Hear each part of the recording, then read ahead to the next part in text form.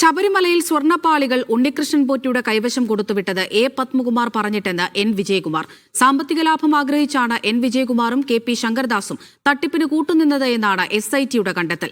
ശബരിമല വിഗ്രഹക്കൊള്ള ആരോപണത്തിൽ ഡി മണി ഉൾപ്പെടെ 3 പേരെ അന്വേഷണ സംഘം ചോദ്യം ചെയ്തു. എല്ലാം പത്മകുമാർ പറഞ്ഞിട്ട് അദ്ദേഹത്തെ വിശ്വസിച്ചുപോയി. രേഖകൾ പോലും വായിച്ചു നോക്കിയില്ല. പത്മകുമാറിലുള്ള വിശ്വാസത്തിലാണ് രേഖകളിൽ ഒപ്പിട്ടതെന്നാണ് എൻ വിജയകുമാർ അന്വേഷണ സംഘത്തിന് നൽകിയ മൊഴി. ആത്മഹത്യ ചെയ്യാൻ പോലും തോന്നി. സർക്കാരിന് നാണക്കേടുണ്ടാക്കേണ്ട എന്ന് കരുതിയാണ് അന്വേഷണ സംഘത്തിന് മുന്നിൽ കീഴടങ്ങിയതെന്നും SITയോട് എൻ വിജയകുമാർ പറഞ്ഞു. എന്നാൽ പോറ്റിയെ അതിരുവിട്ട് സഹായിച്ചതിൽ എൻ വിജയകുമാറിനും കെ പി ശങ്കരദാസിനും പങ്കുണ്ടെന്നാണ് അന്വേഷണ സംഘത്തിന്റെ കണ്ടെത്തൽ. സ്വർണ്ണപ്പാളികൾ കൊടുത്തുവിട്ടതിൽ തിരുവിതാംകൂർ ദേവസ്വം ബോർഡിനും ഗുരുതരമായ വീഴ്ച സംഭവിച്ചതായും അന്വേഷണ സംഘം വ്യക്തമാക്കുന്നുണ്ട്.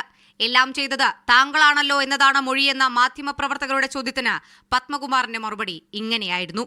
സാറേ, ഈ എല്ലാത്തിനും സാറിന്റെ പേര് മാത്രമാണ് ഇപ്പൊ മൊഴി പ്രതികളെല്ലാം പറഞ്ഞിരിക്കുന്നത്. നോക്കാം, അയ്യപ്പൻ നോക്കിയോളൂ. ഈ കടകംപള്ളിയാണോ ഏതായാലും ശവന്തീനികളല്ല. ശബരിമലയിൽ നിന്ന് വിഗ്രഹം കടത്തിയെന്ന ആരോപണത്തിൽ ഡി മണി, ശ്രീകൃഷ്ണൻ, ബാലമുരുകൻ എന്നിവരെ തിരുവനന്തപുരത്തെ ക്രൈംബ്രാഞ്ച് ഓഫീസിൽ വെച്ചാണ് അന്വേഷണ സംഘം ചോദ്യം ചെയ്തത്.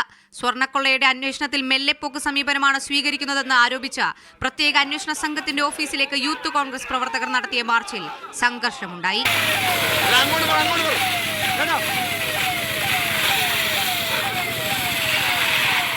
കേസിൽ അറസ്റ്റിലായ മുൻ ദേവസ്വം പ്രസിഡന്റ് എ പത്മകുമാറിന്റെ റിമാൻഡ് 14 ദിവസത്തേക്ക് കൂടി നീട്ടി. പത്മകുമാറിന്റെ ജാമ്യ ഹർജിയിൽ ജനുവരി 7 കൊല്ലം വിജിലൻസ് കോടതി വിധി പറയും. മീഡിയ 1 തിരുവനന്തപുരം.